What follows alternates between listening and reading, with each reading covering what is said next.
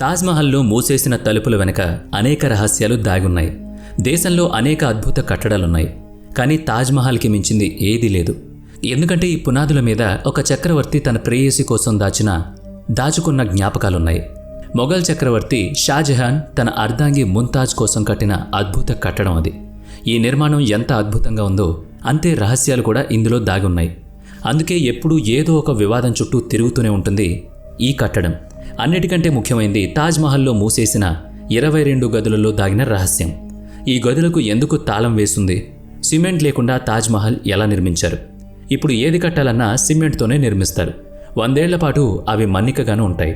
Taj Mahal cement లేకుండా కట్టినా ఇన్ని వందల సంవత్సరాలు చెక్కు చెదరకుండా ఎలా ఉంది? ఎంత తీవ్ర స్థాయిలో భూకంపం వచ్చినా సరే తాజ్మహల్కి ఎలాంటి ఇబ్బంది లేదు. ప్రకృతి విపత్తులు తలెత్తినా ఎలాంటి ప్రమాదం లేదు. వీటన్నిటినీ తట్టుకుని అలాగే నిటారుగా నిలబడుంది.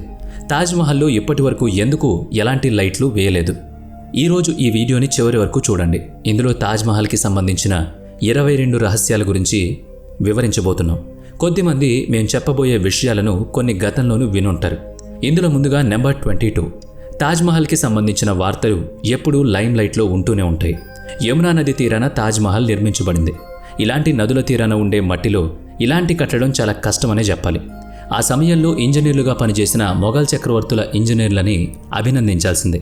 ఇంత నీటి పరివాహక ప్రాంతంలో ఇంత పటిష్టమైన నిర్మాణం చేపట్టడం అద్భుతమనే చెప్పాలి. ఆ రోజుల్లో ఈ నిర్మాణం చెక్కు చెదరకుండా ఉంది. తాజ్మహల్ నిర్మించే సమయంలో తాజ్మహల్ చుట్టూ అనేక బావులు తవ్వారు.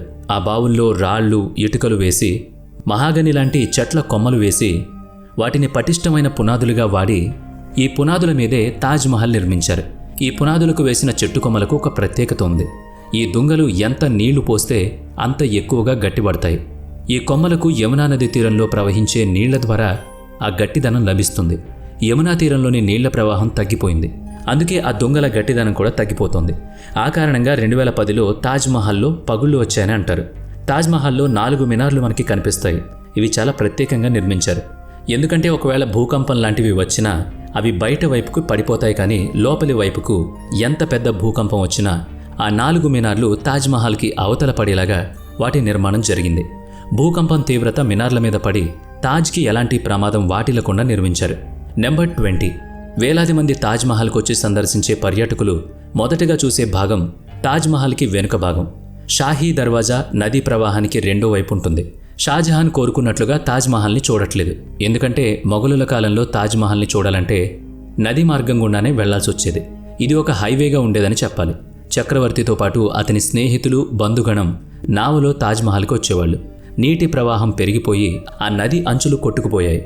నెంబర్ 19. తాజ్మహల్ నిర్మాణం తర్వాత కార్మికుల చేతులు నరికేశారనే ఒక ప్రచారం ఉంది.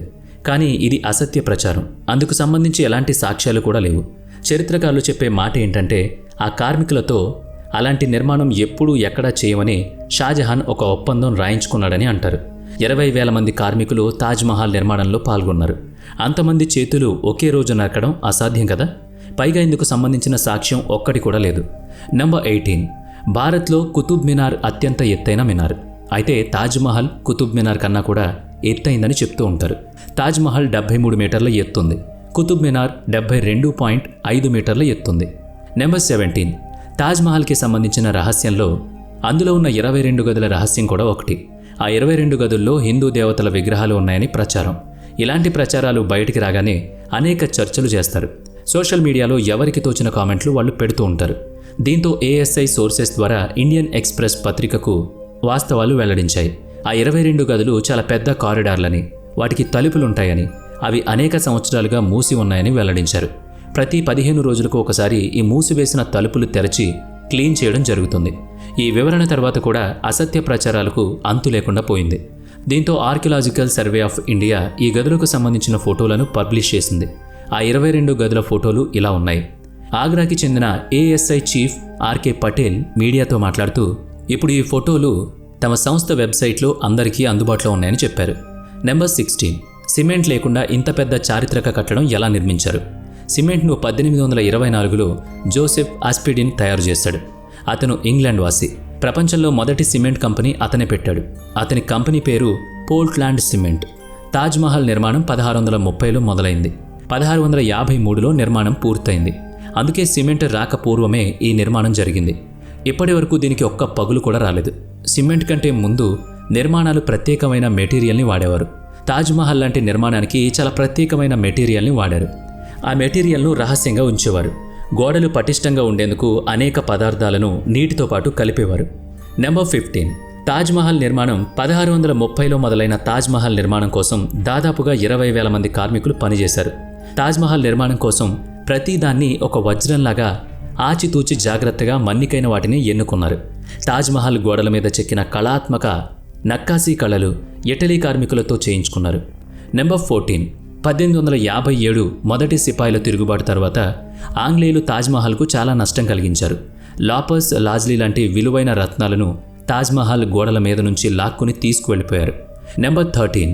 తాజ్మహల్ పైభాగంలో బోర్లించిన బావిలా ఉన్న పైభాగం ఒకప్పుడు బంగారంతో మెరిసిపోయేది. 19వ శతాబ్దంలో ఈ బంగారు కలశాన్ని తీసేసి రాగి కలశాన్ని ఏర్పాటు చేశారు. నెంబర్ 12. తాజ్మహల్ను ఎవరు డిజైన్ చేశారో ఖచ్చితంగా తెలియదు, కానీ అందుకోసం దేశ విదేశాలకు చెందిన ఆర్కిటెక్చర్లను పిలిచారనేది మాత్రం స్పష్టం. వాళ్ళందరూ కలిసి డిజైన్ చేసిందే తాజ్మహల్. నెంబర్ 11. 1653లో తాజ్మహల్ నిర్మాణం పూర్తయింది. అప్పుడు ఈ నిర్మాణం ఖరీదు కోట్లని చెప్పారు. ఈ రోజు లెక్కల్లో దాన్ని పోలిస్తే 57 బిలియన్లు అంటే 60 కోట్ల రూపాయలు ఖర్చు అవుతుంది. నెంబర్ 10. తాజ్మహల్ను ఎంత దూరం నుంచి చూస్తే అంత పెద్దగా కనిపిస్తుంది. దగ్గరికి వెళ్లే కొద్దీ ఈ నిర్మాణం చిన్నగా కనిపిస్తుంది. తాజ్మహల్ రోజులో 4 రంగులు మారుతూ ఉంటుంది. ఉదయం 4 గంటలకు చూస్తే చీకటిగా కనిపిస్తుంది. ఉదయం 10 గంటల్లోపు గులాబీ రంగులో కనిపిస్తుంది. ఎండవేళలో ఇది తెల్లగా పాల రూపంలో కనిపిస్తుంది. వెన్నెల్లో చూస్తే ఇదిగో ఇలా కనిపిస్తుంది. ఈ రోజుకి ఇలా ఎందుకు కనిపిస్తుందో ఎవరూ కనిపెట్టలేకపోయారు. నెంబర్ 9. తాజ్మహల్లో కొన్ని ప్రత్యేకమైన తలుపులు కూడా ఉన్నాయి. అవి తెరిస్తే యమునా నది సమీపానికి చేరుకోవచ్చు. ఆ తలుపులను షాజహాన్ వాడేవాళ్ళు. అయితే షాజహాన్ మరణానంతరం ఆ తలుపులు మూసేశారని చెప్తారు. నెంబర్ 8. తాజ్మహల్ నిర్మాణానికి తెల్లటి రాజస్థాన్ మార్బుల్ వాడారు. జడే ఇంకా క్రిస్టల్ ఫ్రామ్ని చైనా నుంచి తెప్పించారు. లెప్సీ లేజులిని ఆఫ్ఘనిస్తాన్ నుంచి తెప్పించారు. అరబ్ నుంచి కార్నెలియన్ను తెప్పించారు. దాదాపు ఇలా 70 రకాల విలువైన రాళ్లను ప్రపంచంలోని అనేక దేశాల నుంచి తెప్పించారు. తెల్లని పాలరాళ్ల మధ్య అందంగా పొందుపరిచారు. ఇంత విలువైనవి ఇతర దేశాల నుంచి వచ్చిన తర్వాత వాటిని ఆగ్రాకి చేర్చడానికి 1000కి పైగా ఏనుగులను వాడారు. నెంబర్ 7. తాజ్మహల్ని షాజహాన్ కట్టించాడనే చరిత్ర అందరికీ తెలుసు. అయితే అక్కడ శివమందిరం ఉండేదని, దాని పేరు తేజోమహల్ అని చాలామంది అంటూ ఉంటారు. 1989లో పిఎన్ ఓక్ అనే చరిత్రకారుడు తాజ్మహల్ ద ట్రూ స్టోరీ అనే ఒక పుస్తకం రాశారు. అందులో తాజ్మహల్ కంటే ముందు శివమందిరం ఉండేదని రాశారు.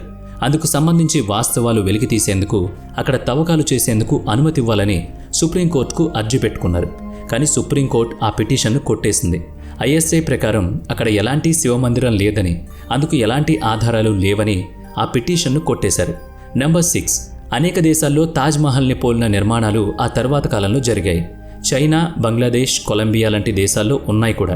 ఇండియాలో మహారాష్ట్రలోని ఔరంగాబాద్లో తాజ్మహల్ని పోలిన బీబీకా మక్బార్ పేరుతో ఒక నిర్మాణం ఉంది. దీన్ని అజాం షా దిల్రస్ బానో బేగం కోసం నిర్మించాడు. దీని నిర్మాణం ప్లాస్టర్ చేశారు. నెంబర్ 5. తాజ్మహల్ని పోలిన మరో తాజ్మహల్ని నలుపు రంగులో యమునా నదికి మరోవైపున షాజహాన్ నిర్మించాలనుకున్నాడనే కథనం కూడా ప్రచారంలో ఉంది. అయితే ఆ నిర్మాణం కాకుండానే ఔరంగజేబ్ అతన్ని కారాగారంలో వేశాడు. షాజహాన్ ఆ నలుపు రంగు తాజ్మహల్ కోసం అనేకసార్లు పునాదులు తవ్వాడని కూడా చెప్తారు. కానీ అందుకు సంబంధించి ఎలాంటి సాక్ష్యాధారాలు లేవు. నెంబర్ 4. తాజ్మహల్ నిర్మాణం కన్నా అందుకు సంబంధించిన అద్భుత ప్రేమకథ కారణంగానే ఇది ఎక్కువ ఫేమస్ అయింది. షాజహాన్ తన ప్రియురాలి కోసం దీన్ని నిర్మించాడు. ముంతాజ్ అసలు పేరు అర్బుమండ్ బానో బేగం. షాజహాన్ దానికి ముంతాజ్ మహల్ అని పేరు పెట్టాడు. అంటే ఈ మహల్లో అన్నిటికంటే విలువైన రత్నం అని అర్థం. తన 14వ సంతానానికి జన్మనిచ్చే సమయంలో ముంతాజ్ మరణించారు. దాంతో షాజహాన్ చాలా దుఃఖంలో మునిగిపోయాడు. ముంతాజ్ జ్ఞాపకార్థం ఈ మహల్ని నిర్మించాలని నిర్ణయించుకున్నాడు. నెంబర్ 3. ముంతాజ్ మరణించాక ఆమెను బుహరన్పూర్లోనే దహనం చేశారు.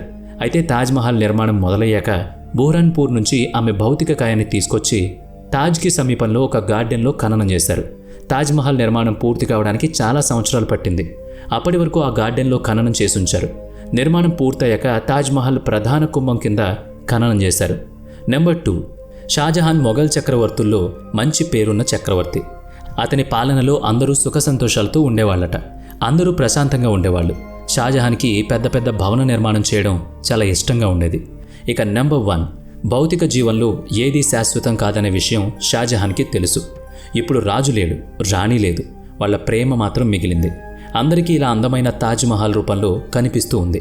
మరి ఈ వీడియోపై మీ అభిప్రాయం కామెంట్ చేయండి. వీడియో నచ్చితే లైక్ చేయండి, షేర్ చేయండి. ఇప్పటి వరకు మన ఛానల్ని సబ్స్క్రైబ్ చేసుకున్నట్లయితే ఇప్పుడే సబ్స్క్రైబ్ చేసుకుని పక్కనే ఉన్న బెల్ ఐకాన్పై క్లిక్ చేయండి. నెక్స్ట్ వీడియోలో మళ్ళీ కలుద్దాం. Thanks for watching.